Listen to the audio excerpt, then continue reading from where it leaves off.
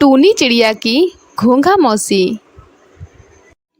लाडो नाम की चिड़िया एक जंगल में अपने बच्चों के साथ एक पेड़ पर खुशहाली से जिंदगी जी रही थी। लाडो के बच्चे अब बड़े हो रहे थे। अब मेरे बच्चे बड़े हो रहे हैं, मुझे मेरे बच्चों की शादी कर देनी चाहिए। तभी वहाँ लाडो के दोस्त प्यारी और कौवा भैया वहाँ आ जाते हैं। अरे लाडो, क्या हुआ? तुम ऐसे चिंतित क्यों बैठी हो? अरे कुछ नहीं कौवा भैया और मेरी प्यारी बहना, मैं ये सोच रही थी कि अब मेरे बच्चे बड़े हो रहे हैं, मुझे उन दोनों की शादी की चिंता है। बस इतनी सी बात। तुम चिंता मत करो, मेरी जानकारी में एक परिवार है, उनके भी बच्चे बड़े हो गए हैं। अगर तुम कहो तो मैं उनसे बात करके देखती हूँ। हाँ हाँ, तुम अभी जाओ और उनसे बात करके देख लो। कौवा भैया, आप भी मेरे साथ चलिए। कौवा भैया और प्यारी शादी की बात करने के लिए दूसरे जंगल की तरफ निकल पड़ते हैं। हुआ, हमने लाडो से बात की। अगर हम उसके पास नहीं जाते तो वो और परेशान हो जाती। जी कौवा भैया, लाडो बहुत गुमसुम स्वभाव की है। जब तक उससे कोई पूछ नहीं लेता, वो सारी बातें अपने मन में ही दबाए रखती है।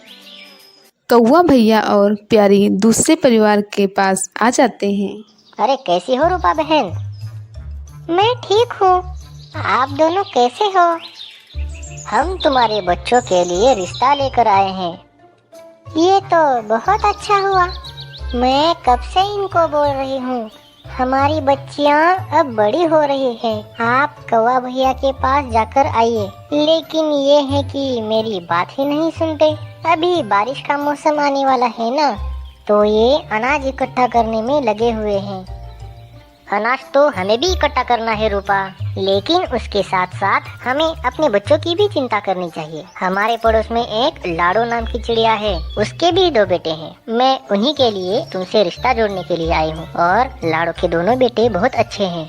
तुम्हारी बेटियाँ खुशी से वहाँ अपना जीवन बिताएंगी। मुझे तुम दोनों पर पूरा भरोसा है। मेरी बेटियाँ भी बहुत सुंदर और सुशील है। मैं जानती हूँ रूपा। ठीक है, फिर तो कब आओगे आगे शादी की बात बढ़ाने के लिए?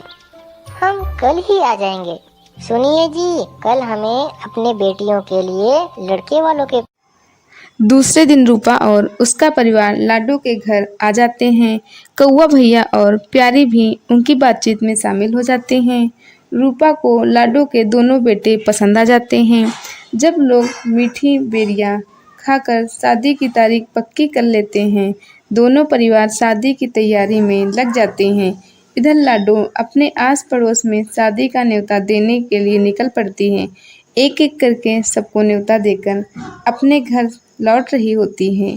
तभी उसे ये ध्यान में आता है कि उसने अपने घोंघा मौसी से तो न्योता ही नहीं दिया।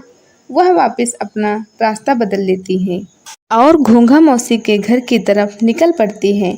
लाडो घोंघा मौसी के घर आ जाती है। नमस्ते घोंघा मौसी, कैसी हो आप? मैं ठीक हूँ लाडो, तुम कैसी हो?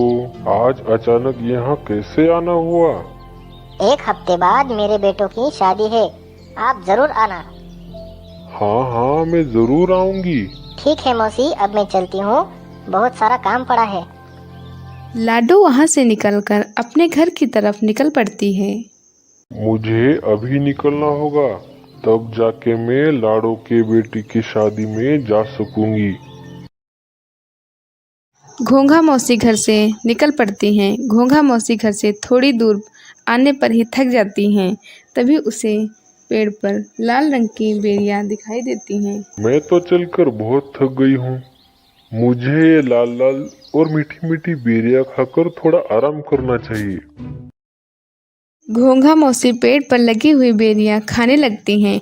घोंघा मौसी उसी पेड़ का एक पत्ता तोड़कर उसके नीचे सो जाती हैं।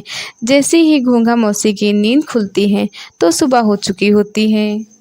अरे बाप रे, मैंने तो बहुत आराम कर लिया, मुझे निकलना पड़ेगा। घोंघा मौसी फिर से निकल पड़ती हैं। थोड़ी दूर जाने पर घोंघा मौसी फिर से थक जाती हैं और नदी के पास रुक जाती हैं। मैं तो बहुत थक गई, अब मुझे फिर से आराम करना होगा। घोंघा मौसी नदी का पानी पीकर वहीं पर सो जाती हैं। जब घोंघा मौसी की नींद खुलती है तो उसे ठंडा महसूस होने लगता बाप है। रे, सर्दियों का मौसम आ गया। इस बार तो मैंने ज्यादा ही आराम कर लिया। अब मुझे जल्द से जल्द यहाँ से निकलना पड़ेगा। अब मैं रास्ते में नहीं रुकूंगी, नहीं तो मैं लाडू के बेटे की शादी में नहीं जा सकूंगी। जैसे तैसे मौसी थकी हुई लाडू चिड़िया के घर के पास आ जाती है। वहाँ उसे दो छोटे छोटे बच्चे खेलते हुए दिखाई देते हैं। तभी लाडू चिड़िया वहाँ पर आ जाती है। अरे घोंगा मौसी, आप आ गई। आइए, आज मेरे नाती का नामकरण है। घोंगा मौसी सोच में पड़ जाती है। लेकिन तुमने तो मुझे बेटों की शादी के लिए बुलाया था।